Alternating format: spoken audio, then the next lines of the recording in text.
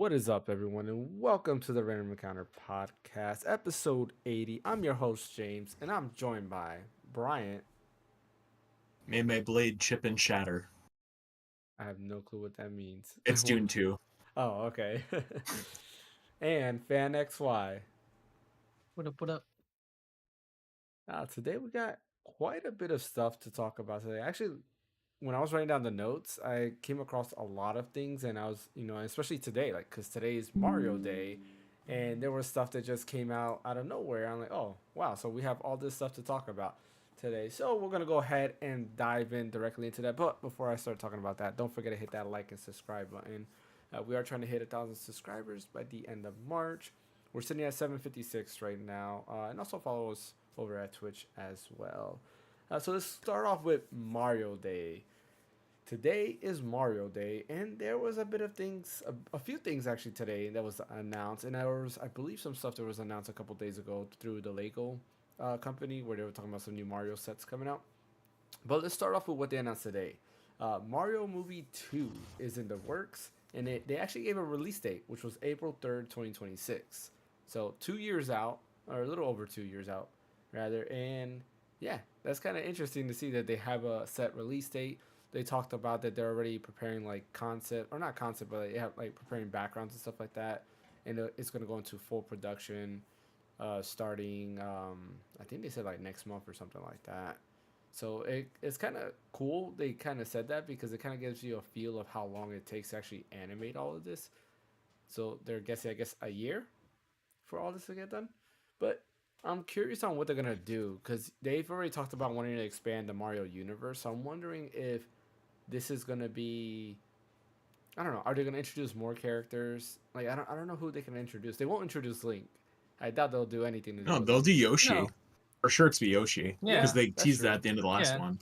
They did. You're right. Yeah. So there could be like Yoshi's Cookie type or Mhm. Yoshi's Island type thing. I was actually Cool. thinking that they might actually show Rosalia, because the little star Oh buddy yeah, was there, that's true. Yeah, right? the Luma. So Yeah, yeah. yeah, that is true. I So I didn't think mean about that that. that They could could even do be a a thing. Mario Galaxy type Yeah. deal, which would make sense.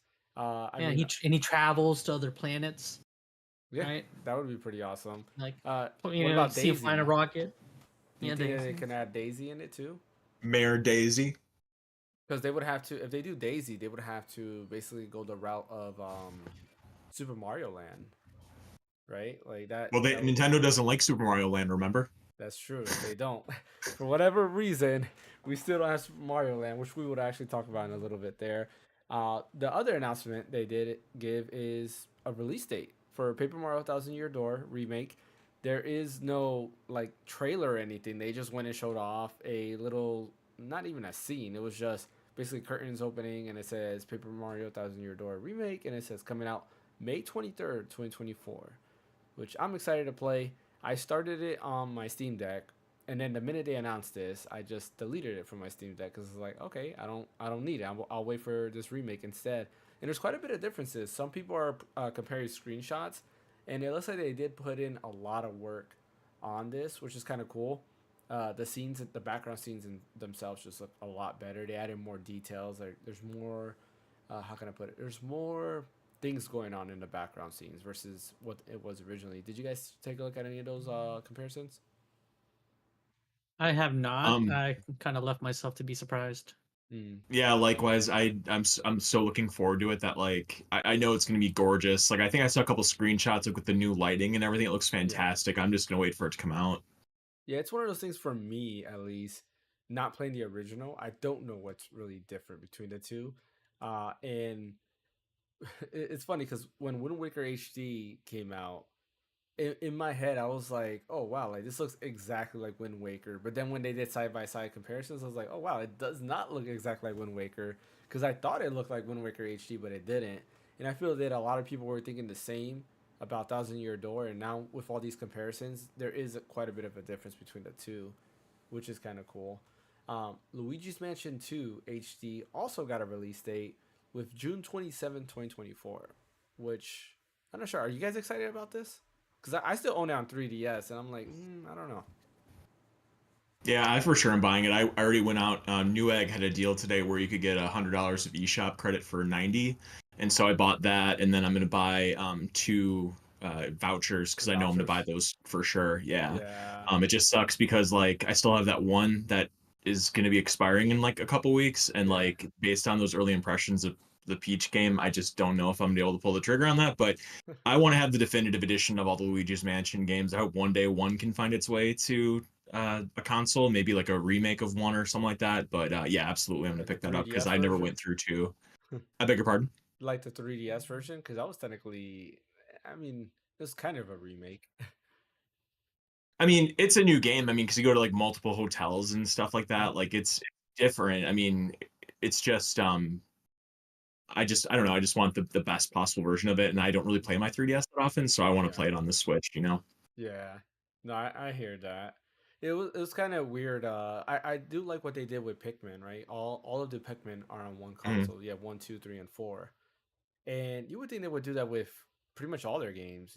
Luigi's Mansion. There's only 3 games in the series. You have three. You have two Yeah. coming. Maybe just port the 3DS version of one, and bring it over to Switch. Like why not? Or you can just get the GameCube version. But I would assume there's a lot more quality of life features on one on 3DS and just use that version there. Zelda's another one that almost every entry of Zelda is on the Switch. You're missing out on Wind Waker, Twilight Princess, and I think that's it actually. Right? Yeah, that's Yeah. it. Because all the Game Boy ones are there. And we're not counting like the Philips CDI or any of that stuff. Just the main like Right. Nintendo ones. Yeah, I think Are that's all of the them. the DS games aren't on there though? Oh, The you're Spirit right. Tracks and the Phantom Hourglass. Phantom Yeah, Hourglass. but Yeah. that's because Yeah, you need the second screen to play the Right. freaking game. yeah, Which They I can was maybe actually make it work. thinking. Well, I was thinking like if on the Switch 2, hmm maybe they have like a way to like Put it next to each maybe other or something. we'll make it like where it's modular, yeah. right? 'Cause, the Joy Mm. Cons come on and off, right? Well, what if they have a way of adding an extra screen, and then that way they could actually put DS games on the Nintendo Switch Online.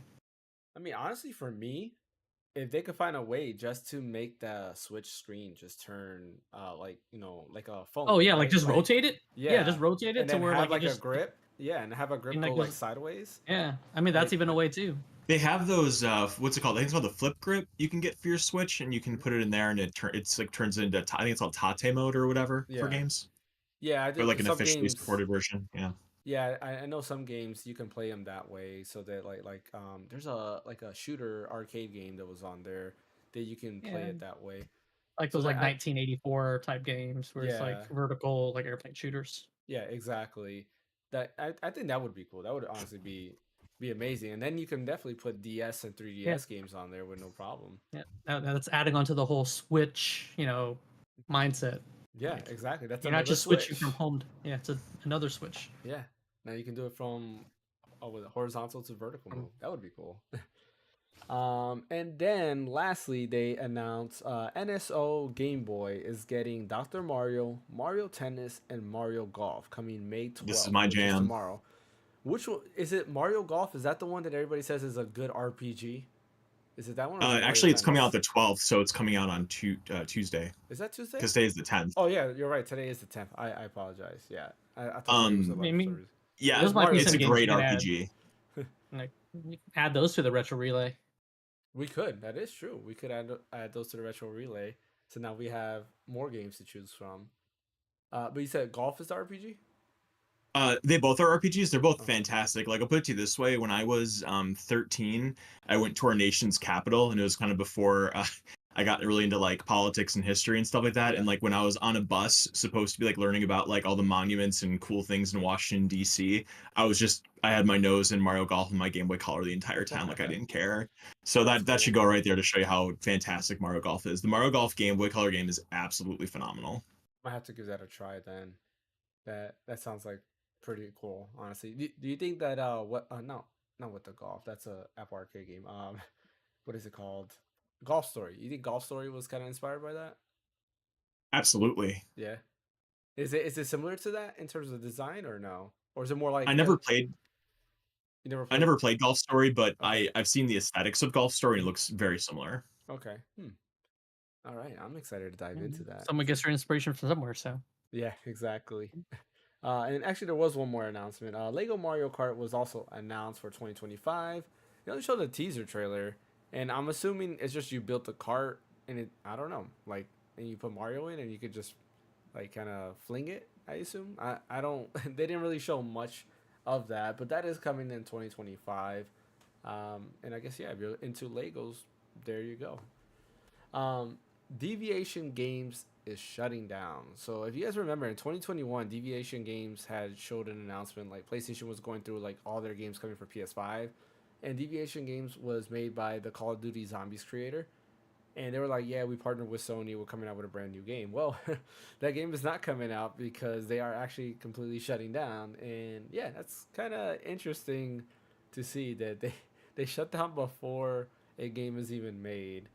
I don't believe this has anything to do with Sony because I don't think Sony owns the studio. I believe they were just partnering with Sony. But nonetheless, it's still kind of awkward that they're shutting down before a game comes out. Dragon's Dogma Yeah. 2 released a demo, which is just a character creator. And you can go ahead and create your character right now, and it does import There have been into the some main really game. creative ones. There's been some really crazy ones. Like I've seen Paul from Dune. Um, what else have I seen? There's been like a couple, but yeah, that's pretty cool. I haven't seen any yet. Yeah, I Yeah, just they're saw all that over and Twitter.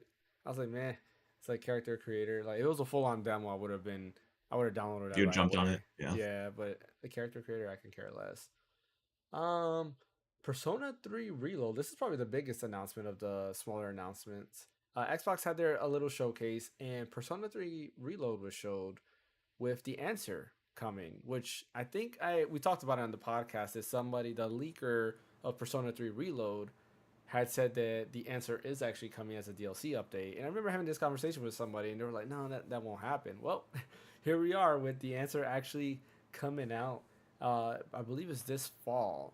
There's two other DLCs which are basically just like costumes and stuff like that and music. But this here is a full-on expansion, basically what FES has, which is a lot of people have been wanting. Unfortunately, I believe they did confirm still that there will be no No girl. no female main character. So it's just the answer, and then that's kind of it. Which some people are kind of Speaking of bummed out which, about. Mm-hmm. oh, go ahead. No, you can go ahead. Speaking of which, I finished 3 today. You did? Yeah, I did. Nice. So perfect timing. Yeah, absolutely loved it. You got to get back on the train. The only thing is I I'm like I was like 5 days short of being able to max out my social links to get that platinum. So now I'm ripping through another New Game Plus to get all the social links to get that platinum. But absolutely fantastic game. You need to get back to it when you're done with whatever you're doing and finish that up because it's great. I mean, I'm afraid that I'm gonna stop playing Rebirth too. I haven't played Rebirth in the last couple of days, mainly because I've been like very tired, and not that Rebirth takes a lot of energy. It's just like when I'm tired, I'm not in the mood for like an RPG. So I look for like Mega Man. I've been playing Mega Man X2 because I'm Great just tired. I choice. was like, let me just go ahead and play Mega Man X2 instead, which takes a lot more focus than Rebirth because you have to worry about dodging, looking at enemy patterns and stuff like that. Yeah, but you can just But play one stage, and one stage is like, Mhm. depending on how well you go, 10, 15, maybe 30 Exactly. minutes. Where Rebirth, you can Mhm. spend hours just You trying to can. do something. Yeah, that And is true. I mean, same here, man. I purchased the Capcom ZX, like, and because the Capcom sale on Steam, bought the Mega Man X and X2 like collection. I was playing it on my Ally. I was playing it on the Steam Deck, just like testing them on both of them. Yeah. Just when I just wanted to like kind of turn my brain off a little bit. Yeah. No, like I agree with that. It's just quick 10 minutes. ZX is another one that's very good. I really enjoy ZX and ZX Advent. I do want to get back into those because I do feel like those were kind of where the future of Mega Man should be, where it's very Metroidvania like, and it fits the concept very well. Of you still got your bosses, you have areas where the bosses are, and you get the powers from them and so forth. And I think like they were great games. Some people hated on them for whatever reason, but I thought they were great games. And I still want ZX3 to come out because ZX2 ends in such a cliffhanger. You played it, Bryant, right? Barely. I've played Mega Man Zero and like Zero 2 maybe, but I haven't really played any of the other and very limited. I haven't played those games that much, Okay. just a little bit. I would Definitely say it played would it. do well now because of like the popularity of Metrovania and Mm-hmm. roguelikes now. Mm-hmm. I would say it would probably do a lot more popular now than it did when it came out, because those type of games weren't really that huge of a hit, in my opinion. I think you're right. They weren't as popular. Now they've exploded, and Yeah, like I said, I think that's where the Capcom future just of needs to like anime should jump go. onto it. Yeah, they should just jump on it.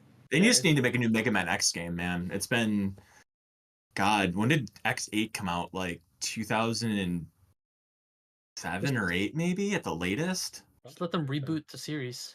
nah, I don't think it needs a reboot. It needs closure because they need to tie everything together, and a reboot would not help that because there's deep lore in Mega Man. A lot of people. It came out in 2004. Oh my God! So it's 20 years since the last X game. Yeah, yeah, Wow, December 7th, 2004. wow, That's that's crazy. crazy. I mean, Mega Man Zero like was like 100 years after the hmm X series, After X so series, yeah, and then I think ZX is also 100 years after the ending of Zero, if I remember correctly.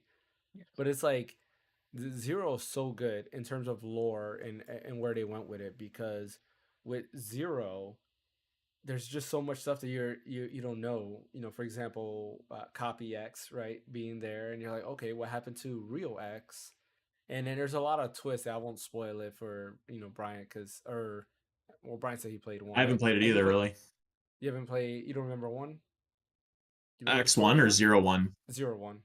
Oh no, I never beat it or anything. I played like the first couple levels Okay, because like it's I hard. never because I could never get past the Game Boy Advance controls, So then when it Yeah, got re-released, I always meant to play it like on a real controller, and yeah. I just really haven't gotten around to it. The Game Boy Advance control. Actually, the control setup they have for the Game Boy Advance was probably the best because your left the like L button was used for Mhm. dashing, and ever since then, that's Mm. all I use for dashing is L.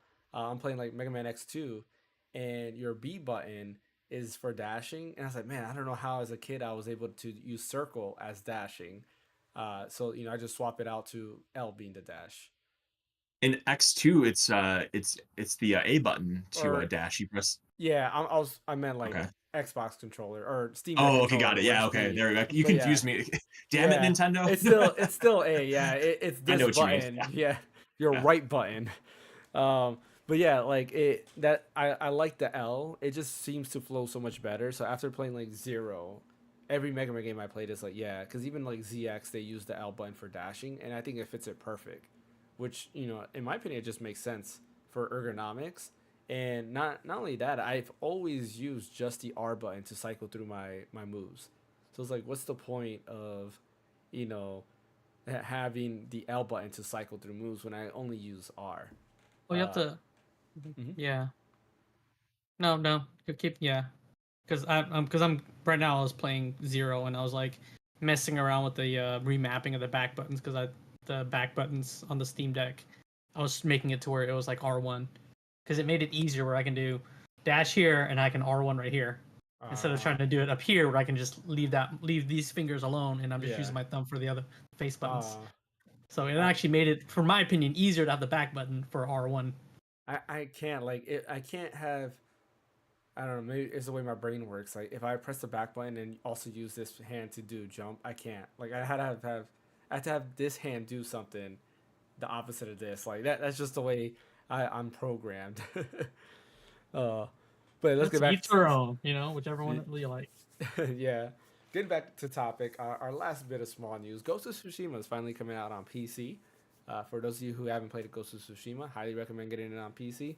Amazing game. I think it's funny because you're doing a playthrough of Ghost of Tsushima, streaming it on PS5, and that's coming to PC. Are you gonna I continue the know. playthrough, or are you gonna? Are you No, I'll gonna? keep playing on PS5 because Okay. at least I'll know that it will be like the quality would be consistent, right? Yeah, I that don't know makes what's sense. gonna happen on a PC. That's true. That's Like, true. you know, You have a so lot of different issues. yeah. So let's dive in with our first topic today. It's a very sad topic, and it's something that like we've talked about a little bit on Thursday stream, and just even on Friday we talked about it a little bit when we were doing the stream as well. And that is Akira Toriyama. Unfortunately, he passed away on I believe it was March 1st was his passing. It was announced on Thursday, the 8th, and man, it kind of sucks. Like for me, it hit very hard because growing up, huge Dragon Ball fan, Dragon Ball Z to be to be precise, because Dragon Ball Z over here in the US was first before Dragon Ball came out. And man, like the minute I heard that, like him being 68 years old, that's still very young. There's a lot of people that are older than him, right? And that are still like Miyamoto's older than him, and he's still in the industry and he's still doing a lot of things. How about Umatsu? Say it again. I'm gonna look at how old Umatsu is. Yeah, I think he's older Yeah. too. Yeah, because he's up there, and it's just sad to see that him go, because he's a legend. He's like, 64.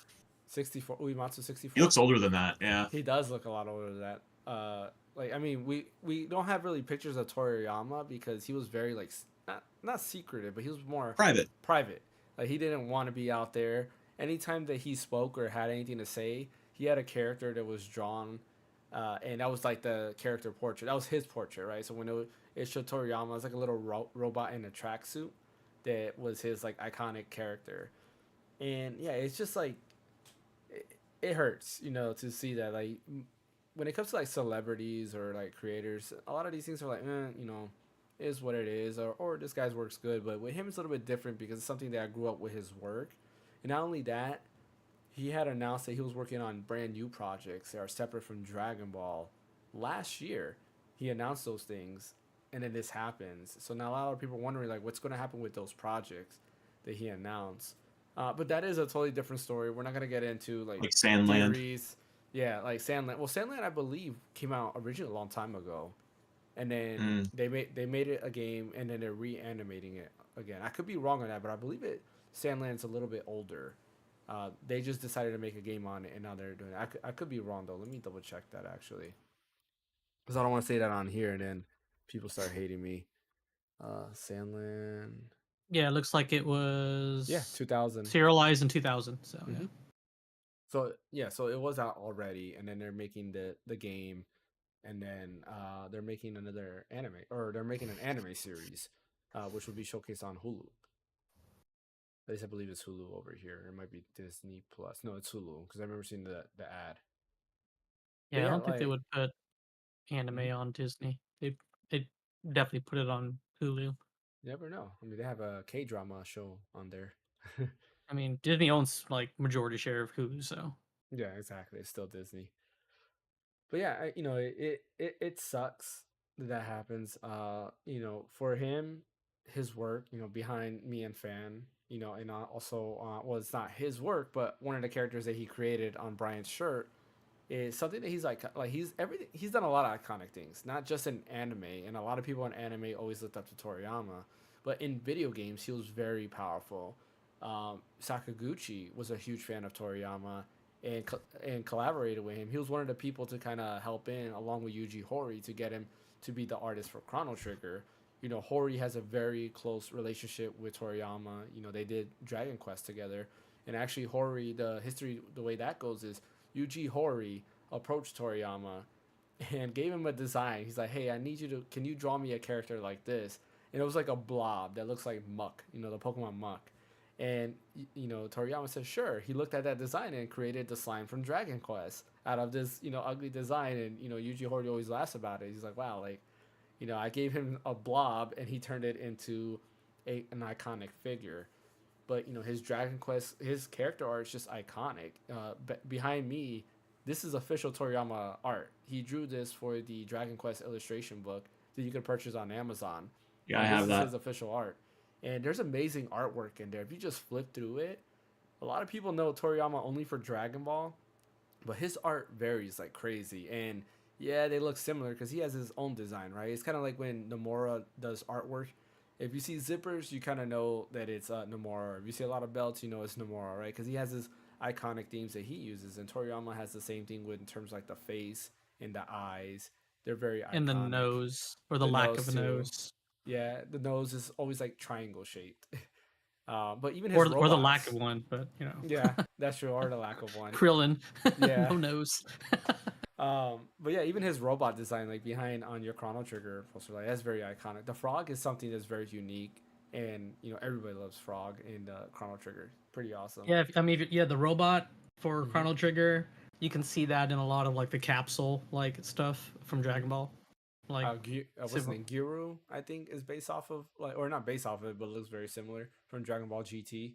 He was the little robot that was mm-hmm. there, part of the team. But man, like that kind of sucks. So I want to talk about his like impact in gaming. I mentioned Dragon Quest and just the stuff that he's done. You know, his artwork kind of got me into Chrono Trigger. I'll never forget when my friend purchased a dual pack on PlayStation. They had, I believe it was Final Fantasy. Is it Final Fantasy 4 in Chrono Trigger, or is it Final Fantasy 6 in Chrono Trigger? So I don't remember. I think it's 4. Wasn't it 5 and 6 and then 4 in Chrono Trigger? It Or was might it be that. 4 and 6? I'll look it up. I don't want to get that Yeah. wrong. We're Yeah, talking because about a man that's passed. exactly. I don't remember what it was, but I remember seeing that art. My friend's like, "Hey, look at this. Does this guy look like Goku?" I was like, "Wow, like it looks like Goku. I want to try out this game." And then of course you had the anime opening and everything. And I was like, "Man, this is amazing. Like this is so cool. It's Goku with swords." And that made me try Chrono Trigger and fall in love with Chrono Trigger. And then of course when Dragon Quest 8 came out, I noticed the same thing. I was like, "Wow, doesn't, 8 who's right over here, doesn't he look like, somebody from Dragon Ball?" And then I started playing 8, and I did not like 8 at all at the time. But eventually, So I decided I started liking it. Yep. the US version is 5 and 6 of Final Fantasy Anthology, and then I think the other one's Final Fantasy Collection, and that is Chrono Trigger. Or no, let's 4. see, Final Fantasy Chrono Trigger Anthology Chronicle. No, what is this? Chronicles. Final Fantasy Chronicles is 4 in Chrono Trigger. Yeah. Okay, cool. So yeah, I was like, I thought it was 4 in Chrono Trigger. I wasn't sure there. But yeah, that was kind of how he impacted gaming. And I mean, he's honestly part of 2 of the best RPGs ever, and then some. I posted on Twitter about Fantasian, which is a game you can get on our Apple Arcade. Sakaguchi created that game, and Sakaguchi, again, he has a relationship with Toriyama. They worked on Blue Dragon together. But there's a part in Fantasian, and I'll never forget this because I went inside a room and then I see the guy, and there's a book there. So you just tap on the book, and it says, what does he say? Let me get actually what I wrote on Twitter, or the screenshot on Twitter, so I can quote it there, it was kind of cool. It's like one of the coolest Easter eggs there. Let me see. So yeah, the first screenshot says this book has been signed by the author Akira Toriyama. And then the next one says, "Wait, could this man possibly be?" And there's like a character next to them, and that character is supposed to be Toriyama. When you talk to that character, he says, "Perhaps Dragon something, Dragon dot. That's it." And he's like, "Finally, I have a title for my next work." And it's just, it it put a smile on my face when that happened, when I saw that character. But these were tributes of Toriyama in lots of different places. And Blue Dragon, the robot design character that I tell you that Toriyama likes to design and put in his like articles or anything that he kind of like talk where he's talking, so you can have a face to look at, was also in Blue Dragon. But yeah, what are you guys' favorite like Toriyama like artwork or any project that he's been a part of? Well, actually, For me, real quick, let me mention, I forgot to yeah. mention one more important thing. In Fantasian, he actually did a whole diorama. Like, he created the diorama himself, and they scanned it in, because Fantasian, all the backgrounds are dioramas that are man-made, and they scanned it into the computer. And then, of course, the character models are CG. But I don't know, and to this day, nobody knows what diorama he created in that game. But he created one diorama for that game. So hopefully we'll find out soon. Maybe Sakaguchi will let everybody know, since his passing. So yeah, go ahead, Bryant. So for me, it's absolutely positively Chrono Trigger. That's the thing that really sets it apart as far as like what my opinions are of him and his art and everything like that. Because like Chrono Trigger, and we've gone over this a couple times, but it's just such a beautiful game. Like, it is, to this day. I played it for the first time ever in 2018, and it hasn't aged today. It just feels so contemporary, and a large part of that is because of the art, because of the character design, because of the pixel art, as well as everything else, the story, the music, the characters, all that stuff. But the soul of it is the artwork and the character designs, and Robo, Chrono, Frog, and all those people that are in your background fan. Just incredibly charming, immediately relatable, have so much character in them that the player really can just get really attached to them really quickly, like Marl and I'm trying to remember all their names: Marl, Chrono, Robo, Frog, and then what's the Anya? What's the cave woman name? Cave woman. Yeah, I forgot what her name is too. Aya or something. I rarely And used then her. you never really used her. And then what was the Interesting. name of his friend? I always forget her too. The one that has the helmet on. Is it Luca? I think. Yeah, I think you're right. I Yeah, think it's yeah, it was Luca. Yeah, Luca. And yeah. then you got Magnus, which is like the vampire looking dude. Right. Mm-hmm. Dragon Ball, I remember watching that. It was on like channel like 8B, like on UPN in the morning or whatever when I was a kid, and I did like Dragon Ball. I remember watching it until like, because they only aired like the first, I don't know if there's more seasons of Dragon Ball, but I just remember the first season ended with like them trapped in like a pyramid or something like that, and then Goku turns into his what do you call that, like an The ape great or ape. Yeah, Yeah. the great great ape. ape? Yeah. Yeah, he turns into the great ape and like he rescues them, and then like he wakes up and he's naked or whatever, and then like that's like where that season ends, and like that's all I've seen of Dragon Ball. And then random bits you'd see on Toonami or whatever when I was like a teenager of like Dragon Ball Z with Frieza and all those people and everything. I never really super got into it just because of the commercials and how episodes lasted a long time. But again, just the artwork is just so iconic in every facet, and I can definitely understand why people that grew up watching Dragon Ball, playing Chrono Trigger, loving Dragon Quest, how it's almost like akin to like I don't know how much of the illustrating like Walt Disney did or whatever, but I mean like it's something similar to that. I mean the biggest celebrity death that I ever was affected by was probably Robin Williams, just because he defined my childhood, just like all the movies that he was in when I was a kid. And I could definitely see this passing for certain fandom of his works just absolutely being devastating because it's so much of what makes Japan so prevalent in America these days is because of stuff that he helped pioneer and bring over, like your Dragon Balls, like your Dragon Quests. So it's very sad. I'm not the hugest fan in the world. Like I respect Dragon Ball, I respect Dragon Quest, I love Chrono Trigger, but there are certainly people out there that are bigger fans of his than I am, that I really feel for, because definitely loss of an icon, loss of a very important person. Yeah, one thing wanted to mention with what you were saying too, is that like how he, I like to say single handedly, but like Dragon Ball Z was a big factor of why, anime became very popular Absolutely. in the Yeah. U.S. because you would go home and I think it was like 5 o'clock or whatever, Dragon Ball Z would play, and you will watch it, and the next day at school you're talking about, oh, did you see that Talk about fight? it. Yeah. Not Mhm. only that, like it was the first time that Americans really got to see something serialized, because cartoons back then were very episodic, right? You have one episode, there's a beginning and end, and that's it. The next episode is Right. something random. But here it was like, no, it would end mid fight scene, and you have to wait till the next day to watch what's next. And it had everybody talking like, oh, I wonder what's gonna happen in the next episode. What are we gonna see? And it was something cool because it was different. Over here in the U.S., we did not have anything like that at the time. There was other stuff like Sailor Moon and stuff like that, but Dragon Ball is what really like pulled Yeah. everybody in, and it was a lot of it's the art style. You saw the art style, and like, oh wow, this guy looks really cool, and then of course the flashy fight scenes and stuff. You got hooked in on that. You're like, oh wow, this is pretty awesome.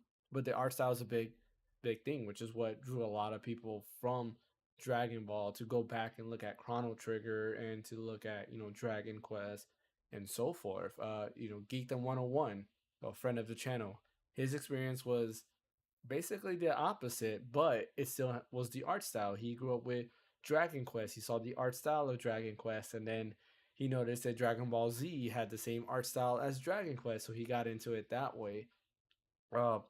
Sack Chief was another friend of the channel.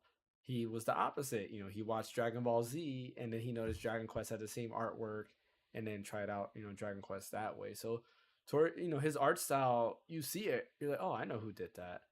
Fan, what about you?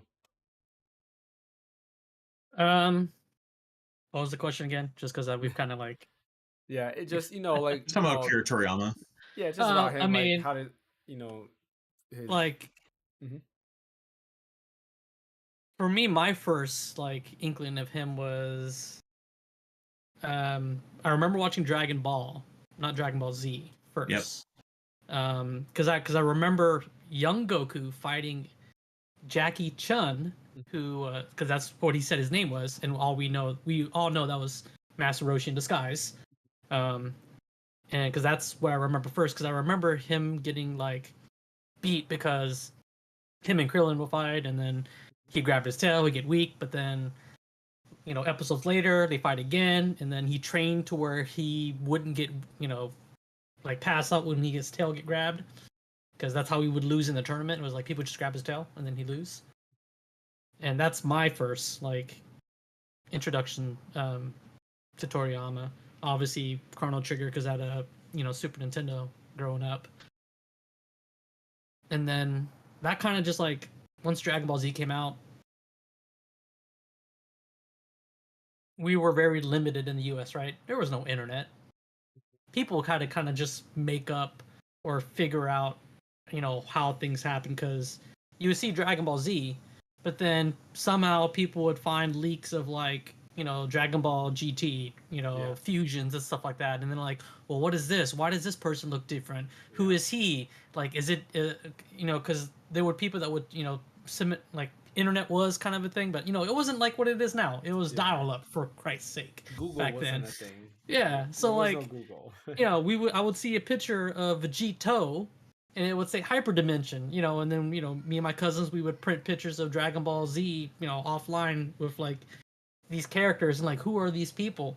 Yeah. Lo and behold, we find out, oh, it's a fusion of Goku and Vegeta. But back then, we didn't think that. We thought it was like, oh, they're just new characters. It was like an alternate dimension of Dragon Ball, and that's he opened up a gateway of anime. Obviously, I mean, there was other animes out there that I watched that I swear probably not a lot of other people watched. Like Ronin Warriors was really big for me growing up. Warriors. Yep. So that was just like one thing of my childhood. So it's funny how internet was very limited at that time, and how many of us printed out pictures? Like, we would do that too. We would print out, like, we'll see Dragon Ball Z pictures, we'd print it out, and then I remember having a binder just of anything that I found of Dragon Ball Z, and it was just a bunch of pictures of it, and it's simpler times, man. Simpler times. Yeah, but it's funny how like there was no social media or anything like that, but kids all around the country, maybe even the world, were doing the same exact thing without internet, or not without internet, but without social media, which I thought was kind of funny. Because every time I hear other people talk about it, especially they grew up in a totally different state than you and stuff like that, you're like, yeah, like I did the same thing, but there was no way to tell what was one person doing and stuff like that. But yeah, it's funny you mentioned also like seeing Vegito, and I don't know who they were. I used to think that Super Saiyan 3 Goku was fake. I was like, oh, this is like some type of fan art, and it was fake. And then, he finally shows up. I was like, oh wow, this guy's a real thing. He has this really long hair, because I thought he looked stupid. But then of course the whole transformation scene now is very iconic, because that was like 2 episodes for him to just transform into that. Oh man. But yeah, like Akira Toriyama, if you haven't played any game that he's part of, or even watch any anime that he's a part of, I highly recommend it. Dragon Ball is just fun. It's I would say it's Toriyama at his best. It's just very fun. The story And is back then, I mean, it was like what, late 90s, well, Dragon Ball. early 90s, late 80s. Track for Dragon Ball. That's what I mean. Like, Yeah, well, in the US it came out then, but the actual release date of Dragon Ball was like 85. Let me see. yeah, so in the 80s. I was thinking like late 80s, early 84. 90s. Yeah. So like back then, I mean, the humor is different. You know, like there's a lot more stuff that they did over in Japan that won't fly now, story wise. Yeah, I mean, you'll be surprised. A lot of that stuff still comes in different anime, just not mainstream as that. Hey, Geek Show, what's up, Well, I mean, man? like, it wouldn't fly here, is what I mean. Yeah. Like, Oh yeah, true. Yeah, it'll offend somebody. Unfortunately, but I still recommend watching it. It's really good. The fight scenes are great. There's no like overpowered, like, bad power scaling. Dragon Ball is based off Journey to the West, so if you know anything of Journey to the West, then watch Dragon Ball because there's very similarities. At least the beginning Especially part is very similar. if you want to know, King Piccolo, if you want to know his backstory, Yep. or Tien's backstory, then yeah, you definitely want to watch Dragon Ball. Yeah, exactly. All the Chaozu, characters. yep. Yeah, Chaozu. Even Krillin. Krillin and Goku, how they became best friends, There's that. Master Roshi, to see him in his prime. Well, I wouldn't say his prime, but he was definitely used a lot more in Dragon Ball than in Z. But yeah, it's just crazy fun adventure. And then, of course, Z, they try to make it a little bit more mature. The fight scenes were more there because Goku's supposed to be older. But nonetheless, Z was fun. It's very Goku's iconic. still a kid. Yeah, he was a man-child. he became more kid-like back in the Blue series. I've been rewatching Dragon Ball Z and going through it. I was like, wow, like in the Frieza saga, he was definitely more mature because it was less of like, oh, I gotta fight Frieza because he's strong. It was more, I need to beat Frieza because he's killing everybody else and I have to stop him. I have to save my friends. Where in Super, he did a whole 180. Now he's like, oh, I gotta fight this guy because he's strong. Oh, I need to fight this guy who's strong. Yeah, what? they basically turn him into a muscle head to where all he wants to do is fight.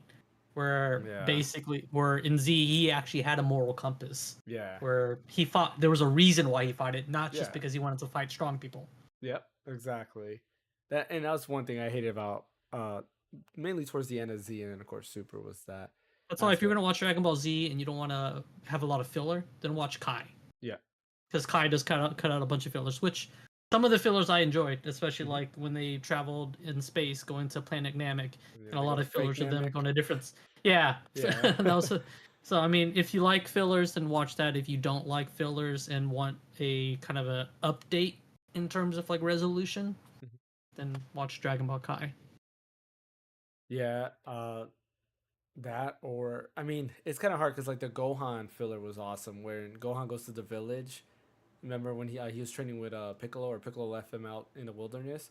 There's a part when he goes to the village, and I forgot like somebody dies, and he leaves, and like he's crying, but then he kind of like chins up, is like, yeah, I have to do it. It was kind of nice seeing Gohan growing up there because he's like, yeah, I gotta get serious with this stuff. So TheGeakShow says now in Super he kind of like a bully. He always picking at people. Well, yeah, there's that too. I mean, he didn't care if the whole world ended as long as he got his tournament. So there's that whole thing. But yeah, if you haven't played any games with Toriyama, I highly recommend it. I'm actually making an effort now to go back and beat Blue Dragon because, again, his artwork in it. I do really want to beat Blue Dragon because I just want to. Like he was part of that, and I think the characters are cool. Like it reminds me a lot of Persona because you have the little dragons. They're called shadows, and they're kind of like when when it hovers over to that character's turn, the little dragon pops out, and then you go ahead and do your moves and stuff like that. So it has like some Persona vibes to it, but everything else about it is just Toriyama's artwork, of course, with Sakaguchi's storytelling. So highly recommend Blue Dragon. It's out on Xbox. You can catch it on sale for like $2 every now and then. So if you have an Xbox, I definitely recommend that. But you should just release it on freaking PC. Yeah. I would love that and Lost Odyssey to come to PC, so then I can get rid of my Xbox. Trust me. That, or for emulation to be capable enough to have it on there, because I already own the 2 games. I just want to play it on something that's not Xbox. Unfortunately. All right, let's go ahead, I do want to say rest in peace, Toriyama. You are a legend. The true legendary Super Saiyan is you. So, moving on to our next topic. Yuzu and Citra. Last podcast we talked about it, and the next day everything got settled. Yuzu is no more. And as collateral damage, Citra is also no more. Because if you remember last podcast, I did mention that they were the same teams. So, with Yuzu settling with Nintendo and shutting down, unfortunately, Citra also got affected by that. And that kind of sucks because 3DS emulation, I think, is something that should have stood. Because where we're at in terms of 3DS, it's not being supported. They're not making games. There's not available hardware. There's no way you can give a dime to Nintendo for 3DS games right now. Especially since they shut down the eShop. Yep, right. Exactly. There's all that stuff there. And to not have a good emulator, is a bummer. Now you can definitely go ahead, and there is a link or a build, the last build available like on archive.org, which I made sure to keep that file there with me. But you can definitely go ahead and get that. But Citra wasn't perfect. It was definitely the best 3DS emulator, but it wasn't perfect, and it kind of sucks that it got shut down because it could get better. A good example is if you're playing Pokemon Alpha Sapphire, there's still like micro stutters every time you get into a battle because it loads up all like the shaders and everything like that. So you still get these shades, so you're not getting a one-to-one experience. There are other games that work perfect, like Ocarina of Time pretty much works pretty perfect. I am happy that they added in Vulcan. I want to say it was like late last year when they added Vulcan in Citra because that made a lot of games just work so much better.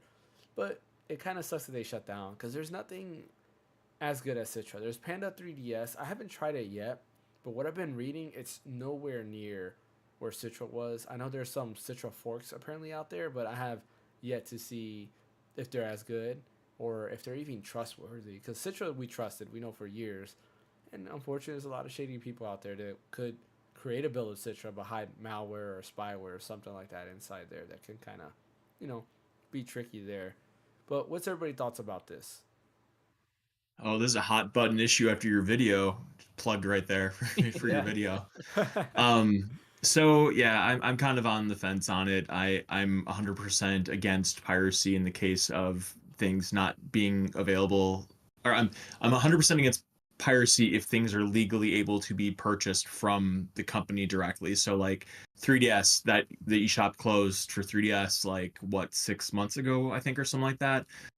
Same thing with Wii U, GameCube, stuff like that. You can't buy that stuff anymore. You can't give Nintendo money. You can go and buy stuff on eBay, but like it's just not tenable. So like that's my opinion on it. But when it comes to stuff that is legally available, I'm not with emulation. If it is legally available, you should just buy it.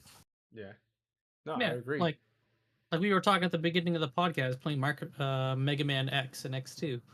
Like I have it on Buy the freaking- collection. Yeah, I have it on the Steam Deck. I have a ROM, but now Right. since they actually have a collection available, I bought the freaking collection. Right. I'm not emulating anymore because now I can actually legally play it. Exactly. Like I don't. There's just there's a weird line, and yeah, emulating current gen console is strange. But it can make sense if like, hey, if your hardware can't handle it, at least let me be able to play the game that I owned at a reasonable frame rate. Some people, unfortunately, Nintendo, and I'm assuming some of the people that did Yuzu, probably because there's someone was saying something, I can't remember who. I remember I read it somewhere that the reason why they settled was because they were afraid of discovery, that they were going to get deep into their hard drives and figure out that someone on their team was doing something that they shouldn't have been doing. Yeah, I read the same thing too. And real quick before I comment on that, Fatman162, welcome to the podcast. Reason why I wouldn't put Dragon Ball music in the background is I do know that sometimes you get copyright strike for Dragon Ball music, so I wouldn't play that in the background. A lot of it's very iconic. I just don't want to get copyright strike for that stuff. Geekdom 101 has taught me to be careful with that stuff. But yeah, like you were saying, yeah, I read that too somewhere on Twitter where they were talking about how, what was it? That supposedly one of the members on their team or something like that was actually part of the team that got Tears of the Kingdom, and that's the whole reason why they actually went after Yuzu themselves. But it seems to have like a weird ripple effect because there is what's the emulator on Android? It's a DS emulator on Drastic. Drastic, yeah. Drastic. It went free on the Play Store, and then now the Drastic devs announced that they will no longer be supporting it. And they're going to actually be taking down the Drastic emulator, which is kind of sucks. So they're saying it's available till I forgot what date it is, and then that's it. It's done. So you won't be able to get Drastic anymore. And then Ether SX2, which was on there, that stood there for quite some time, which is a PS2 emulator for Android, out of nowhere just vanished and it's gone. So now you can't download that, and that was known as the best emulator to play PS2 games. There is a fork called Nether XS2, and Don't know how good it is. I would assume because it's a fork off of Ether SX2, so I assume it's just as good. But yeah, without any announcement or anything like that, Ether SX2 is gone, and it kind of makes you wonder like, are all these devs scared? And I wouldn't even say Nintendo specific because Ether SX2 is PS2. But are now these emulation devs, are they all scared for what might happen in the future, or what does everybody think on that? Let's start with you, Brian, Yeah, or a fan. yeah, Yeah, go ahead. definitely. Mainly because because who was it? BMO or whatever, that case where they had a PlayStation emulation, or the courts favored the developer for the emulator, not Yeah, Sony. yeah, And just like with any court case, right? Just because one case went one way doesn't mean another case with similar situations can't go the other way. yeah, And the fact that this happened, yes, it's going to make a lot of developers scared for the future, because now they have two cases where it went in two different directions. yeah, So it's kind of a 50-50 situation now, and now they're going to have to tread lightly on what they're doing. yeah. To me, it sucks. Kind of going back to like what Brian said and what we said in general. Like emulation, I don't agree with pirating games and playing a console is already available. Though I do think it should still be there, but not for the reasons that other people might say, right? Like not for that, oh, the game sucks on its native hardware, you can emulate it. But there's a generation of gamers that don't have the money to get these things. And I go back to me, right? When Mega Man Star Force was a game that I couldn't afford. I couldn't afford any games at that time. And I really wanted to play like Mega Man Battle Network or Mega Man Star Force. And the only way for me to play it was through emulation. Eventually I own the collection now, right? And I did pick up like Mega Man Battle Network 5 Duos, I think it was called the DS version. And they had like Team Colonel and Team Proto Man. And then I also had Mega Man Battle Network, I think it was 2, I believe. I had the GBA cartridge of that. No, actually, I don't remember which one it is. It's one of them. But I had the GBA one of that. But like, to play a lot of these other games, I was able to play it through emulation. Eventually I ended up buying them when I was able to finally get a job and actually work. But emulation helped me out through those times. I got to experience games that otherwise I would not been able to experience because emulation was there. I was able to emulate DS games. I was able to emulate GBA games. Now I'm not saying pirate the game, right? To save money, but there's kids out there, right, that their parents might not have the money, and that's kind of the only way for them to play these things. And thanks to like emulation and stuff like that, that's actually what got me into the whole technology thing in general. Now that I Especially have if the it's not money. available anymore. Say it again. Especially if some of the games aren't even available Yeah. anymore. Oh yeah, going back to throwing in a little bit of Toriyama back there, right? Like, let's say we want to play Legacy of Goku 2. That was available on the GBA, and that game I doubt they're gonna ever bring back. Never. That's yeah, exactly. There's Without licensing licensing, never. issues. Yeah, but you can emulate it on a GBA emulator. There's like the older Budokai games, the Dragon Ball Z Budokai games. I doubt those games are gonna ever come back to any new platform, but you can always emulate it. One of my favorites was Dragon Ball Z Shin Budokai Another Road, which told like its own unique story of Future Trunks and Boo being revived in Future Trunks' era, and then of course he goes back in time to get help from Goku and everybody to help him there. And it was a cool, very good story. The game itself is very cool and very fun to play, but that's a game that you can no longer experience if you don't have an emulator. There's a lot of games out there, especially like on 3DS. There's a lot of great 3DS games that people won't be able to experience anymore. Bravely Default, right? That's one of them. Bravely Default, or I'm sorry, Bravely Second. Dragon Quest 8, right? That's on there because the only way to play Dragon Quest 8 is on PS2 or 3DS. And I guess there's a mobile version, but the mobile version doesn't have voice acting. So PS2, 3DS. The 3DS has some extra content that the mobile version and the PS2 version doesn't have. So it's like the definitive version of the game is now technically unplayable. I don't know how it runs on Panda 3DS. And if you're savvy enough, you can find an already built up Citra, but still, that's kind of gone. And that kind of sucks for video game preservation. And it's just sad altogether on, I don't know. I just feel like how it reflects the video game industry as a whole. There's another topic that we're going to talk about later on that has to do with PlayStation and kind of what they did with a demo that they accidentally released early. But I think that kind of also falls in that same line on where this is going in terms of the video game industry. Hey Joe, I what's up? Welcome to the podcast. Yeah, go ahead.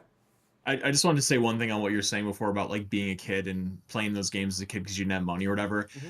I think the era that you and I and Fan grew up in it's a much different landscape when we were growing up compared to what it is now. Where if you get Game Pass for whatever it is, like Mm-hmm. you're set. Like that's all you need. Like if I was a kid coming into it now, like that's all you need is Game Pass and you're That done. is true. I mean, then you get your random Spider-Man or your random Helldivers or your random whatever Sony has or whatever or Nintendo.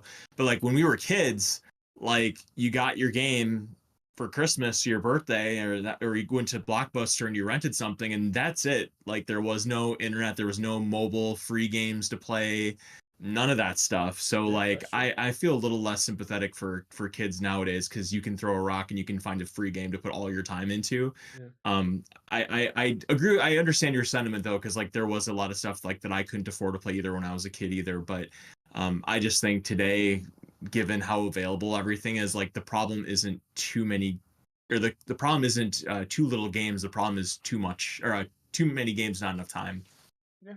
Oh, for us, I think that's the case. Yeah, that's definitely the case for me. Like, there's too many games, and Right. I probably shouldn't buy new games, but Right. I Likewise. still do it. Yeah, because Right. there's a lot of games that I still want to go back to. And what's funny too is like I'll buy games, and then next thing you know, I'm playing like Breath of Fire 4 again for like the 90th time, when I shouldn't have to. But it's like, oh, that game is just so It's good so that I could good. just go Yeah. back to. Yeah, so it's one of those things. But it's sad to see where this is headed, and hopefully somebody else takes up the mantle of 3DS emulation and keeps doing better things. We did a stream using Citra.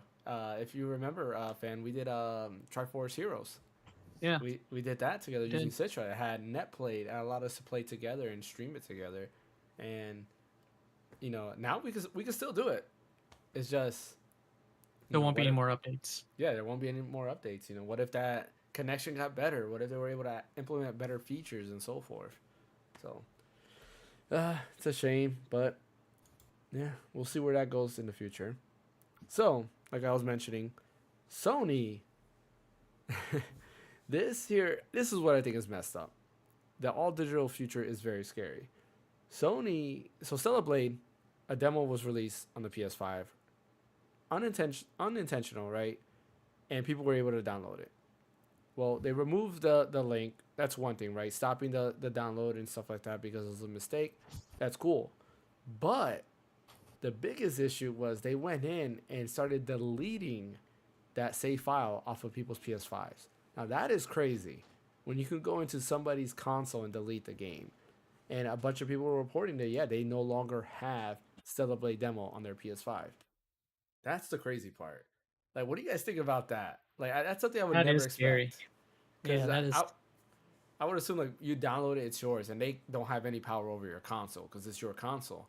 But showing this that they can remove a game from your library completely, like, I don't know, fan. What's your take on that?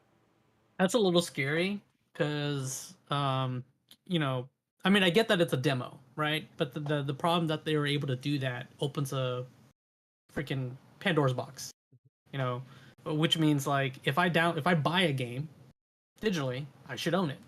But what's stopping Sony from saying, hey, we don't want you to buy that. We don't want you to own that game anymore.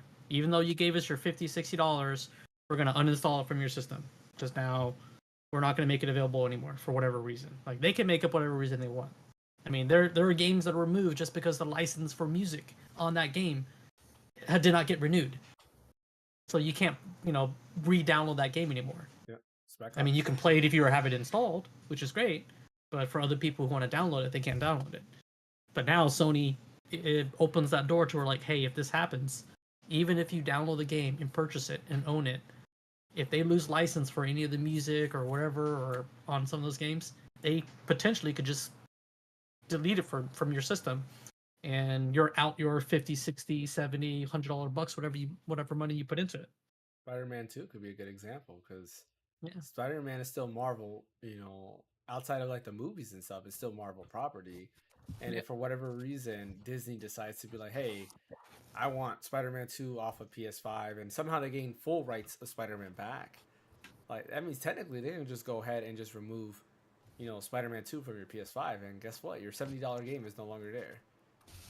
So that's kind of scary. Brian, what's your take on this? I think we're being a little alarmist here, honestly. I okay, so a couple things. The only instance that I can think of a game being flat out not able to be re-downloaded is PT and this. I mean, Spec Ops, when that got removed, that just meant you couldn't rebuy it. You can still download those games if you own them already. I think that a game like Spider-Man 2, the licensing works a lot different in 2024 than it did in 2010 when it comes to, Yeah. or whatever year it was that Spec Ops came out. Mm-hmm. The digital future is now, and companies are well aware of how mostly all game sales now are digital, as opposed to back in the early 10s or whatever, where it was still buying it at Best Buy, buying it at Walmart, whatever. And now it's mostly digital. This is a demo. This is something that Sony obviously wasn't ready to release yet. It was a mistake, and they wanted to get it removed so stuff couldn't get delved into. Stuff couldn't be. People were going to post clips of this demo on YouTube. Maybe it wasn't ready to be shown yet. There's a bunch of reasons that they want to have it removed from people's systems. I don't think it's going to lead to Sony going into people's consoles and removing stuff, because Sony at the end of the day is a business, and if they get a reputation of doing this to people's purchases that they put money on, they're gonna lose customers. They're gonna lose money. It doesn't make any sense from a fiduciary sense. So Well, I just don't see it. so this is the second incident of, I would say, a little bit different, but I would say it's the second incident that we know of a Sony company having basically people either remove something digital or not being available anymore, right? The other incident is Funimation and Crunchyroll merging, right? Both are own Sony owned companies, and people who purchase like anime from Funimation won't have those purchased videos anymore once They announced an update on Funimation that. shut down. They did. They said they're Did you going hear to try about to that? find a value. I did read that, Yeah. and I'm still mixed. So they just said they're going to try to find the proper value, but they haven't said exactly whether. They did say like whether it's find it available on other sources, or have like a subscription, like free subscription to something. And a I thought they said subscription's they were not the trying to same get all the thing. rights over there. I thought they said they were working on that, and like there's a couple stragglers, but they're trying to get everybody's stuff back. Well, I they thought are they said trying to something like get that. the rights to certain Yeah. things, but other stuff they said they're still trying to find out the value of other stuff that they don't have the rights to and how they can make up for it and make it right. So that is something we'll have to see how it plays out. Hopefully they fix all of that. I think it's like you shouldn't shut down a service if you're not 100% sure all your other stuff is gonna move over to the other service that you have, especially when the main company owns both. What would you call it, like sub companies, right? Funimation and Crunchyroll are both Sony properties, so it's like, that is the dumbest thing I've ever heard. That's like, do you back up? Well, that's actually a wrong. This is a bad analogy because a lot of people don't back up their phones before they transfer to a new phone, but that's kind of where I was gonna get at. But that's a bad analogy because as me and Fan know, and you too, Bryant, we know that people don't do that stuff. Let's see. Joe says, good point. They let anybody know they were deleting the game. They did not. It says, or did everybody just wake up and it's gone? So it wasn't woken up. It's just people started realizing that it disappeared from their library. To Brian's point, I get it. It is a demo. Like he said, it could be something that wasn't supposed to be showed off, so they removed it.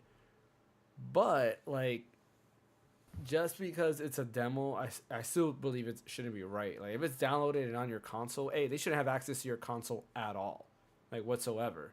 If it's in your console and downloaded, they should not be able to remove that file from your console. Because again, what if this was the PS3 error, and again this wasn't a demo, but Marvel vs. Capcom 2 got removed digitally, and what if Disney was like, you also need to go ahead and remove Marvel vs. Capcom 2 from people's libraries. Like, I do get it. It's digital. It would be a little bit different. But I don't think there's anything in writing that says that they can't do that. Not that I know of, at least. Well, it was one of those things. Yeah, go ahead. I was gonna say, like, Marvel vs. Capcom 2 is removed from PlayStation Network, but you still can re-download it if you bought it. You can, correct. You can. Yeah. Well, Okay. Well, can you re-download it? Was it available? Yeah, because I literally just, I think I told you guys this. I literally just wiped my PS3 and re-downloaded and installed everything. How painful it was, and I did re-download and install that. So okay, I did not know that. I thought that got removed from there as well. See, Tommy the Zombie says, regardless of what's going on, we need consumer protection laws to prevent a company from removing a purchased product from your account. If nothing else, removal of a purchase should result in a full refund. Yeah, I agree. He doesn't know what he's with talking that. about. Don't listen to him. Well, I wonder if the fact that it was a demo and it's not a purchased item, where that's where it's like kind of a gray area. Yeah, right? I mean, true, but like still, PT, the fact that PT they could do that was is a demo, scary. But like PT was a demo, and Sony didn't have the ability to remove PT, and a lot of people played PT so many times and unlocked certain things, right? Like, to me personally, like my view on this is, regardless if it's demo or not, they should not have access to your physical device, right? If you purchase a device, whatever's stored in that device should be yours, and that's it. Like, no company should have the right to remove something from your device. Because this, a good example is Citra and Yuzu being gone. What if, say, Nintendo, because now all assets were reserved to Nintendo. What if Nintendo could get into your PC and remove those files? Like, I think that's something that shouldn't be allowed regardless. I mean, they probably can't do that, but I'm saying, like, what if?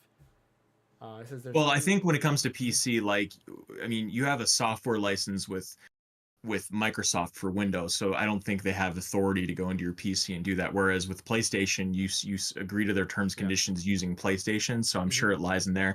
And I was just kidding. Like, I do think that when it comes with what Tommy to Zombie said, I agree. I think there should be protections for consumers that buy digital content, but I think to do that, it would require a full, like, change in the definition of what it means to buy a piece of digital content, because as of right now, we're talking about buying and owning this digital content. You have the license and that's it.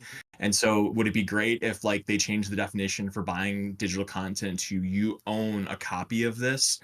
Yeah, that'd be fantastic, but it is what it is right now, and hopefully one day because we're in a digital future now where everybody's buying and streaming stuff digitally, maybe one day they will find a way to make it so it's more consumer protection, but I'm not too optimistic on that. Yeah, Tommy says there's nothing stopping them from doing it. Even if you purchase something, anything you buy could be removed at any time. Yep, I agree with that.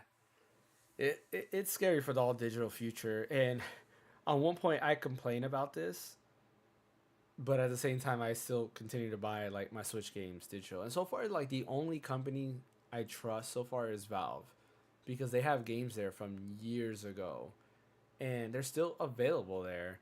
And they update them too. Yeah, and they update them too, which is nice. Or, I mean, there's some games that are still on there. Not all games. Some games do get delisted. Some games do get removed, and you can't access more. But that's due to the developer. Well, we're talking about Valve games, I thought, right?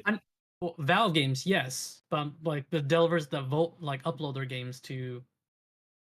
Well, I mean, yeah, you just mean Valve as the developer in general. I'm sorry. I'm thinking like. Well, no, Steam I meant Valve as Steam. Yeah, I meant as Steam. Okay. In general. Yeah. See, there is games that were delisted, that were removed because the parent company didn't want to, like, have it up there anymore. My favorite example is MLB 2K11. I want to say it was. It's like my favorite baseball game. I bought it on Steam. I can't re-download it. It's not available anymore. They just pulled it. Oh, you can't even re-download it at all? That I didn't know. Okay. So never mind. There were. I was listening to a podcast. It was a Rooster Teeth Productions. R.I.P. They shut down because they're owned by Warner Brothers. Warner Brothers shut them down. They actually had games that were, like, associated with that Warner Brothers the adult games, right? Yeah, removed from Steam. Yeah. So they're no longer available. I didn't see that. And there was one of the developers of one of the games asked the guy that was running all that stuff, like, hey, like, I made this game. I own it, but you guys are the one that put it up, and if you just transfer the ownership, I can keep the game up on Steam. They basically flat out said no, because it had, like, Adult Swim stuff on it. The only way they would have been able to, like, do it is if he removed everything that had their information on it, and I mean, I don't think there was any way that was going to happen. Like, you'd have to delete a lot of stuff. Yeah, I So, do think that there has to be something I with mean, like but that's not digital. Steam, Yeah. I mean, that's not Steam doing it. Yeah, it's That's different. another company. Yeah, Yeah, that's the owner of the game. We're physically removing it from the storefront. there's got to be better like rights to digital purchases because Yeah, I personally think that a game should not be delisted. Or let me rephrase that: a game can be delisted, but should not be removed from your library because once you buy it, it should be yours. You should have no rights to remove a game from your library whatsoever. Because if we're all gonna move to that digital future, it's like in music, right? What if music were to go away? You bought a song and then it's completely gone, like from your library. Like people will riot, with You stuff know like what's that. funny about that is that that's kind of like old now too, like buying music like that. Like now everybody's just Yeah, everybody's streaming streaming music, it. Yeah, right? exactly. And streaming games, I would never get into It's not the because same yet. It's yeah, not. It's not one to one. exactly. It's you got not the latency, you got same. input lag. There's that, And but just like internet connection issues and stuff. Yeah, But it's just a rotating, like with subscription services in general, the rotating library, it bugs me because I don't know. If I pay for something, I want that game to be there, and once it's gone, it's like, well, I don't need this no more. Then what's the point? But that's something different, anyways. But yeah, like I don't know, man. Like I'm just in the thing that like something's got to be done about this. It has to be done quick because I think we're getting closer to consoles just being all digital. I mean, PC is already all digital, and I think the more companies that see that they can do things like this, the more they will, and the more we will lose out. And it goes back with video game preservation, right? Some games are just gonna be lost. They're gonna be lost to the ether or whatever you want to call it, and that's it. Like they're gone forever, and that sucks. I feel like they need to make like a union, something between the three, Sony, Like what they did Nintendo, with like the Xbox. ESRB or whatever. Yeah, and just like all these old stuff, just Well, that's what for the FCC preservation is stuff. for. That's what the FCC is Preservation of video supposed games. to be Yeah, about. yeah. But I mean, I don't want to get political with that. But FCC is I mean, useless. Just that's saying. government. I mean, no, it should be like independent type thing. But I mean, there should be like an archive, obviously, of like all this old stuff. Yeah. It's all right. We'll do that. We'll be in charge. Just put the Random Encounter Yeah, podcast in charge. That's it.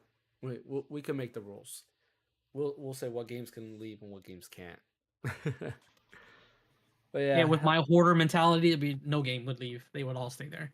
you and me both. I would say nope, nope. Like, what if there's even one person that still plays this game? It stays. Easy as that. All right, and then let's see where we at. Oh, last topic. Actually, we're going through this a little bit faster than I thought because I wasn't even gonna. I didn't think we were gonna do this last topic at all, but might as well get into this. So, Final Fantasy VII Rebirth. I'm playing it. Fan, I believe you're not. Bryant, have you progressed or no? Or No, did you just beat I wanted to Persona? finish Persona. Yeah. Okay. Well, now you're So done, so you can, we can Yeah, but I want to get this trophy, so I'll probably be done the next couple days. so you're not missing out. Just saying. But Final Fantasy VII Rebirth. My opinion has changed a little bit on it. I'm enjoying it Uh-oh. more. Oh, good. I'm enjoying it more, right? It's Good. changed a little bit. I'm enjoying it more.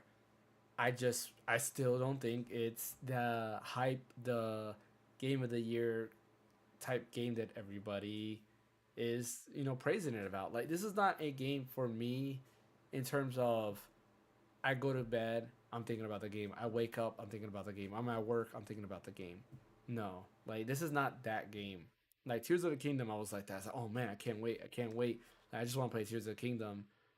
What other games were like that? There was a few games that were like that. Super Mario RPG was like that. I just want to continue playing Super Mario RPG. This game is not that, and which is funny because Remake was like that. Like Remake, I played, and I was like every little bit, I was like, all right, I'm gonna play Remake. I'm gonna continue playing Remake. But for whatever reason, Rebirth, I'm just like, cool. I'm at close to the soul. Cool. Let me go ahead and do this. All right, I'm done.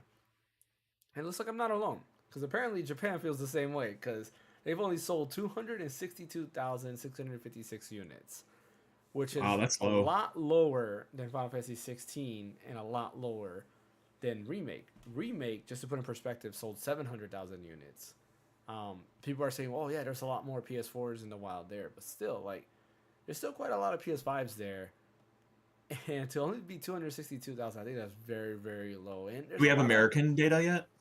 We don't have American data yet. I think. Okay, because I wonder if it's So like these bigger numbers here. are just Japan, right? Yeah, they're right? just Japan. Okay. Yeah. That's kind of surprising. It is, right? And it's had a lot of people question, like, is Final Fantasy in Japan at least, like, kind of dead? Because Final Fantasy has been struggling for an identity in Japan for a while, right? Their sales have just declined and declined. They've gone downhill since 15. And this is, having it worse than 16, I think is a big deal.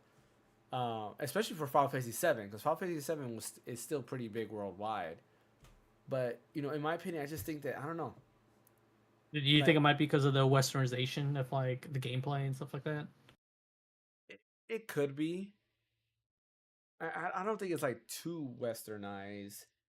It's just there's something about the game. I think it's one of those things that you played 7. Or 7 is good. Or it's like the nostalgia of 7, and they're like, they play it, but then it's like, now you're changing too much of my childhood, and I don't want to. No, I think it's more, for me personally, I think it's more that you get hyped with Remake, right?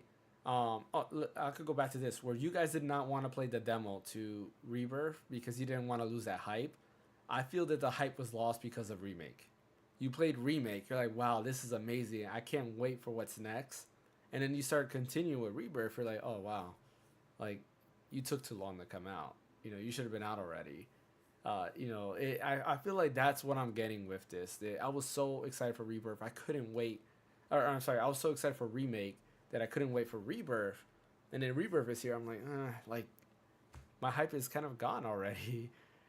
I'm playing the game and, yes, I'm enjoying it. It's okay. But what's on my mind as I play the game is like, I want to play Unicorn Overlord. I want to play Unicorn Overlord. Like, that's Did you buy that yet, by the way? I have not. No. Again, Okay. If I buy it, I'm not playing And Rebirth's going away for a while. Yeah. So that's where I feel about this. And to be fair, like if we go the numbers thing, I thought I put the link for the numbers. Let me see. Let me see if I can get that sales data up again. But it's some crazy sales data. Where's it at? It's from Gamatsu. Yeah. So check it out. Out of the top 30 games in Japan, right? Or let's do the top 10 because 30 is a lot. The top 10 games in Japan, one of them is PS5, and that is Rebirth. Rebirth was the number 1 selling game in Japan at 262,656. But then next you got Mario vs. Donkey Kong, Mario Bros. Wonder, a game I've never heard of, Momotaro. Oh yeah, I know what that is. Momotaro Dentetsu World. Mario Kart 8 Deluxe, Shin-Chan, Goblin Slayer, which I did not know that was a game. Dude, Goblin Slayer manga anime, I would love to play that game. I've never watched the anime. I heard it's pretty good. It is brutal. Splatoon 3, Matsurika no Kai, I think is how you pronounce it. I don't know. Minecraft, Shiren the Wanderer, Animal. Oh wait, I'm past the top 10. I'm sorry. But yeah, the top 10, 9 of those are Switch games. It gets even worse in the top 30. In the top 30, you can add, let's see, it was 1 PS5 game, 2, 3, 4, 5. Oh, the Goblin Slayer is a tactics RPG. Never mind. 6, 7. So of the top 37 of those are PlayStation games, and 2 of those I wouldn't even count because 2 of those are the same games just on PS4. So you got the PS5 version and the PS4 version on there. But yeah, it's kind of it's funny. Final Fantasy VII Remake Integrate is on there at number 22. But yeah, like I don't know, like maybe Japan just does not care for maybe Sony anymore. I mean, maybe they're more into mobile, like on the go. This is what I mean. Yeah, Like like Switch. handheld. And that's why it's so Switch, just because people commute. They're on the subway. They go to school, go to work, trains, walking. A lot of times people don't have times to sit at home at a home console playing. That long period of time, and they prefer the I can just pop a game on my Switch and just sit on the subway and play. Yeah. I mean, that's possible. Also, keep in mind, too, that these are physical sales. So they don't include digital. So we don't know if they turn to mainly digital. Uh, that's always possibility, right? Maybe they stop I buying always feel physical games and Nintendo. doing I digital. always feel Japan would always be physical for whatever I know. reason. From what I've Yeah. heard, they prefer Yeah. physical games versus digital. So there is that, and I've heard that from people, from like YouTubers that I've watched that live in Japan. I think even Genki, because he lives in Japan, he's even said that as well. There's somebody else too that they've said that. I've heard that too. Yeah, so I mean, especially with all like the stores that they have for like buying and reselling like used and retro games and stuff like that. It just feels like Japan as a culture is more physical media, physical content. Mm-hmm. Yeah, I think that's to do with inconsistent internet or something like that. I thought I heard that like their internet is so varied, like across like the city and across like the more rural parts and stuff. So that's why like physical media still rules there. That's I believe it because I mean, you go to Japan and it could be like high tech metropolitan area, and then you can go like freaking rural where it's like fields everywhere. Yeah, I do think for me, I know some people are upset at PlayStation because PlayStation has definitely gotten more Western. They got rid of Japan studios in general, and Japan is very like, how can I put it? Yeah, they're loyal. Yeah, they're loyal to their country, right? So like, if something, especially that's supposed to be a Japanese company, starts caring less about the Japanese people, then yeah, they will protest and they will not buy stuff. It's not like over here where people say they'll protest, but they don't. They actually buy. And it's like over there, they will do that, and I feel like that's another part of the thing. They're probably just upset, like, hey man, like you messed up, man. You shut Japan Studios, which I've voiced my opinion that I think it's dumb. They should not have shut down Japan Studios, and they have said they're going to focus more on the Western market. I believe they moved their PlayStation headquarters from Japan to California because of that. And I'm like, yeah, that's not cool. I don't want a Western PlayStation. Like, the whole point I got PlayStation was for the Japanese games. I didn't buy it for the Western games. But yeah, do you guys think that Final Fantasy is just struggling in general? I guess we'll have to wait and see how the Western sales, and I think the U.S. sales are going to be pretty positive. It sounds like a lot of people got it, but who knows? It could be just a hype on Twitter, right? Because Twitter's just a small 1% of the world, and most people are just like, we don't care about the game. Yeah, I think it just might be something where Final Fantasy is just becoming more popular in America than it is Japan. I would be shocked if America is less than Japan. I mean, maybe I don't know what I'm talking about, but I would think that America has to be higher than Japan. Well, yeah, I mean, this game has so much advertising and stuff, like crazy. Yeah. Well, Final Fantasy is more popular in America than it is in Japan. Dragon Quest is more popular in Japan. In Japan, right? Yeah. Yeah, when a new Dragon Quest comes out, like, it's like a holiday. They have a day off. Yeah, where over here, Final Fantasy comes out, they're like, everybody got to work twice as hard now. Like, no, type of deal. I guess we'll have to wait and see what the future of Final Fantasy holds. Because it is concerning. And I don't know. The gaming industry right now, to me, feels like in shambles. Studios are focusing, I think, on the wrong things. You have, who was it? WB. They're like, yeah, we need to focus more on live service games. Oh, yeah, that was rich. Yeah, I'm like, your live service game failed. Sucked. Or failed. It didn't suck. It's good. It failed, though. Yeah, it's like, failed. And it's like, what was the other game that WB had that was a single player? Oh, Hogwarts Legacy. Harry Potter. Hogwarts, you had a single player story experience that was the best selling game all year. And that was popular. But you're still like, you put them both, you're like, we're going to go with the bad one. Like, what? I don't know. This is why I hate Suits. I'm sorry. I hate Suits. Like, hate's a strong word, but they are not good for the video game business. And I'll stand by that. Like, they're just not good for the video game business. I think they're ruining our hobbies, the stuff that we enjoy. And yeah, they just need to get out of our business. Easy as that. I'm sorry, I'm getting a little bit hateful there. I don't mean to get like that. But yeah, anything anybody else wants to mention? On anything. Like any other topics? Yeah, on any other topics before we end the podcast today. We had a good stream the other day playing Mario Party. That was fun. That was fun. Yeah. I enjoyed that. Definitely do that again. it's nice to go back to like older games and simpler times. Be nostalgic with the music and stuff like that. We're waiting for you, fan. We missed you. I was hoping you would say that you would join. That'd been great. All four of us could have Sorry. played. That'd been Yeah, fun. Yeah, I was just you're good. doing other things.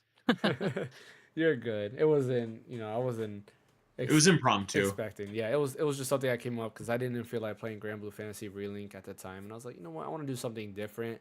I was gonna play Smash, but I was like, let me see if somebody else wants to play Mario Party instead. I'd rather do that. But it's nice to go back to like older games and just play something else because you get bored doing single player stuff. Like I worked at Best Buy earlier in the day, and then had to clean the house. And at that night, I was just tired and wanted to turn my didn't want to do Your anything. brain off. Yeah. No, I hear you. And hey, Mario Party is stressful, fan. So no I judgment. know, man. Me and We were getting heated. James played it before, and We did. Yep. We were Yeah, playing it and we think- didn't get to finish because it was going on for a long time. And we ended it like maybe with 5 turns or something like that left. But yeah, it was fun. It would be nice if one of these days we can just get all 4 of us to play. Who knows? Maybe this week. Maybe this week we can all do it together. If I don't get sick, because I feel like I'm battling a cold right now. Like my voice is, I don't know how it sounds to you guys, but like it's slowly going away. And my throat is like, I think you sound okay. yeah. Hopefully I don't wake up with a gone voice because I hate that. Like fan knows how it is. For I think last year or the year before that I was just constantly sick and I was losing my voice. You can even hear like our early podcast episodes, like the first 30 episodes, and the majority of those episodes, literally like my voice is gone, and it sucked. But hopefully I don't get that. But yeah, everybody excited for 1,000 Year Door? Yeah, oh absolutely. yeah, Get my eShop physical, things. my PC drawer right here is just full of Switch games and PS5 games. So I'm just gonna keep adding it to my collection. Does everybody here buy physical Nintendo games or Switch games, or do you go digital? Digital. Digital? You kidding me? Kidding me? You kidding me? You kidding? Yeah, I do the same thing. I don't have my physical games are stored in a drawer in my room, but like I have all the cartridges in. Let me see. Like, I mean, I grabbed this like right away. You Yeah. know, when they saw those limited print of this, I'm like, I'm grabbing that right away. I need to pick up Metroid Prime. Even though I bought the digital, I need to buy the physical.